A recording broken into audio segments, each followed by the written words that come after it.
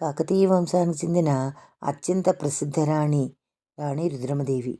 దక్కన్ ప్రాంతాన్ని పాలించిన అరుదైన మహిళ. పాలకుల్లో ఒకరు. ఆమె తండ్రి గణపతి దేవుడు. పుత్ర సంతానం లేకపోవడంతో ఆమెను రుద్రమదేవుడు అని పిలుస్తూ మగపిల్లవాడిగా పెంచారు. స్త్రీలను తక్కువగా చూసే పితృస్వామ్య సమాజంలో పురుష వేషధారణలో రుద్రదేవ మహారాజుగా పాలన చేపట్టి గొప్ప వీరవనితిగా, సమర్థులైన పాలకురాలిగా చరిత్రలో నిలిచారు.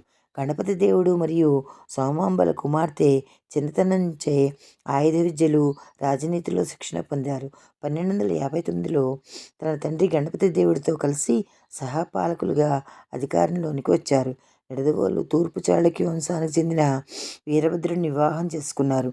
ఓరుగల్లు కోటను బలోపేతం చేశారు. పాండ్యులు, యాదవులు వంటి శత్రువులను ఎదుర్కొని రాజ్యాన్ని కాపాడారు. ఆమె పాలనలో కాకతీయ రాజ్యం కళలు, సాహిత్యానికి స్వర్ణయుగంగా మారింది.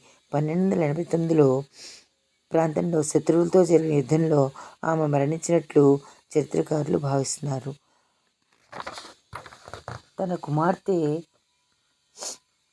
మూడమ్మ కుమార్తె కుమారుడైన ప్రతాపరుద్రుడిని దత్తత తీసుకుని వారసుడిగా ప్రకటించారు.